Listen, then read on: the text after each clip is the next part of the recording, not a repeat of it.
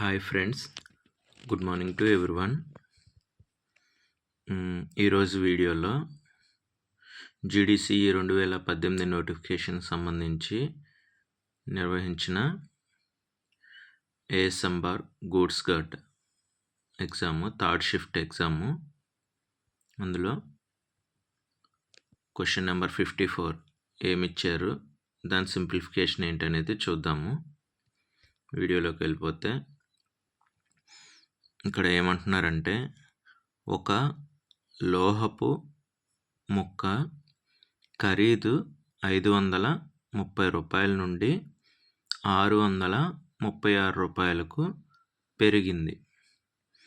అయితే పెరుగుదల శాతాన్ని కనుక్కోండి అని చెప్పేసి క్వశ్చన్ ఇవ్వడం జరిగింది.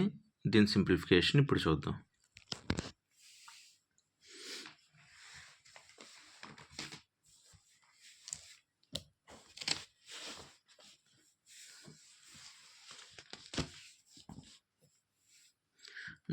ఇప్పుడు ఇక్కడ ఏమంటున్నారు,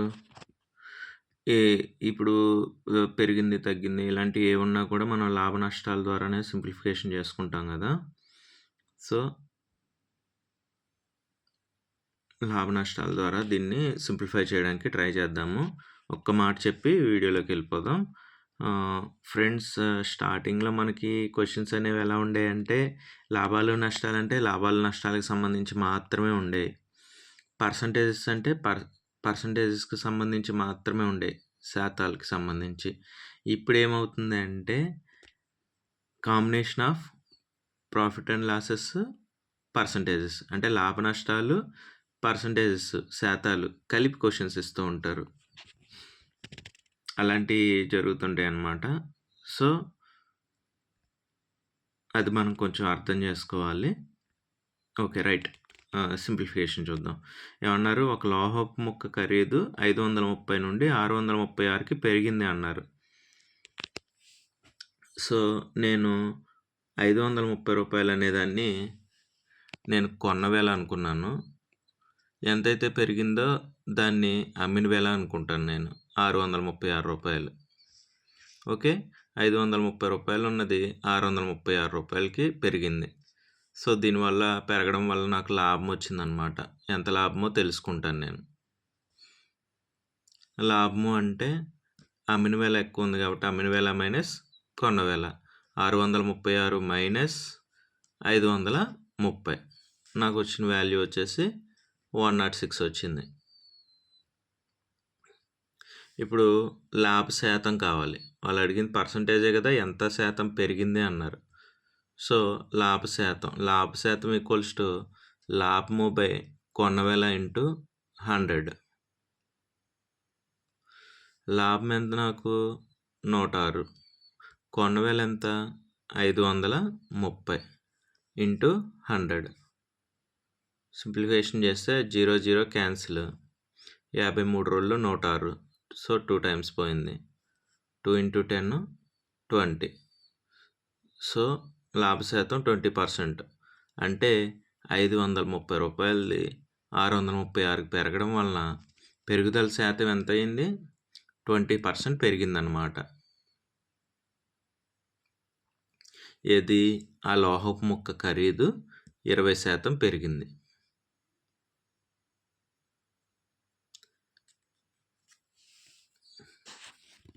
సో ఇట్లా మనం పర్సంటేజ్ లాభ నష్టాలని శాతాలతో మిక్స్ చేసి క్వశ్చన్ ఇచ్చినప్పుడు మనకు తెలిసిన లాభ నష్టాలు ఫార్ములాస్ యూస్ చేసుకొని, సింప్లిఫికేషన్ యూస్ చేసుకొని ఇట్లా సాల్వ్ చేసి మనం ఆన్సర్ అనేది రాబట్టచ్చు అనమాట.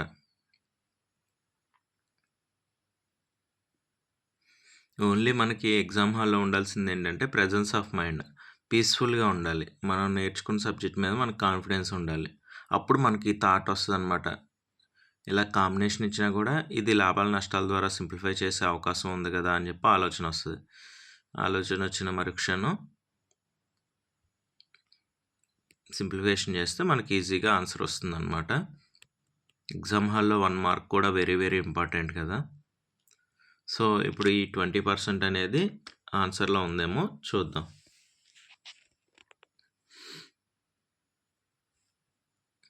ఇగోండి ఆప్షన్ బి 20. సో ఇది దీనికి సింప్లిఫికేషన్కి కరెక్ట్ అనమాట. సో ఒక లోహపు ముక్క ఖరీదు 530 రూపాయలు, అది 636 రూపాయలకి పెరిగింది. పెరుగుదల శాతాన్ని కనుక్కోండి. ఇనీషియల్ వాల్యూని కొనవేయాలనుకున్నాను, పెరిగింది ఎంతకైతే పెరిగిందో నేను అంతకు అమ్మాను అన్నట్టు ఎజ్యూమ్ చేసుకున్నాను. ఇక్కడ నుండి 530 నుండి 630 రూపాయలకి పెరిగింది కాబట్టి లాభం వచ్చినట్టు అనుకున్నాను. లాభం ఎంతో కనుక్కున్నాను. లాభ శాతంకి మనకు ఫార్ములా తెలుసు, లాభము బై కొన్నవేల ఇంటూ 100. వచ్చిన లాభం ఎంత, కొన్నవేల ఎంత ఇంటూ 100 చేశాను, 20 వచ్చింది. సో లాభ శాతం ఈక్వల్స్ టు 20%.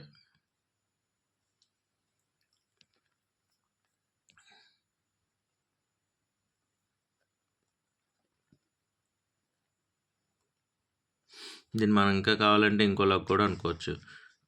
ఒరిజినల్ ప్రైస్ అంటే 100%. 100% వాల్యూ ఈక్వల్స్ టు 530. పెరిగింది, 20% పెరిగింది కదా, 636. ఓకే, మనకి ఇంత సింపుల్గా మనం సాల్వ్ చేసుకోగలిగాం కదా, ఈ మెథడే ఫాలో అవుదాం.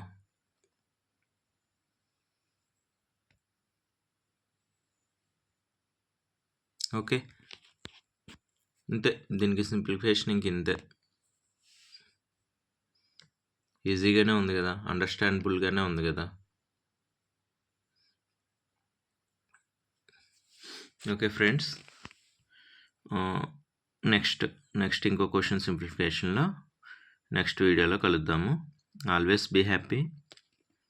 Bye friends.